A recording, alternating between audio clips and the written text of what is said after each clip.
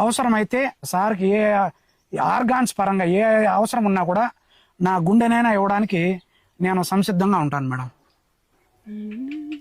అంతే మేడం. ఎందుకంటే అతనికి అన్ఎక్స్పెక్టెడ్గా నీ గుండె మ్యాచ్ అవుతుంది అంటే ఒక్క సెకండ్ తిరిగి ఆలోచించను అనమాట. బిడ్డల గురించి ఆలోచించను, నా కుటుంబాన్ని గురించి ఆలోచించను, నా జీవితాన్ని గురించి ఆలోచించను, నా ఫ్యూచర్ గురించి ఆలోచించను, దేని గురించి ఆలోచించను.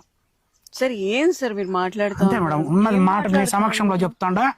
ఇప్పటికిప్పుడు ఫోన్ చేసి నీ గుండె పనికిస్తుంది ఇచ్చేయి అంటే నిమిషం ఆలోచించను, సెకండ్ కూడా ఆలోచించను, సెకండ్ లో చెప్పేస్తా. అభిమానం ఉండకూడదు, ఉండాలి మేడం. ఎందుకంటే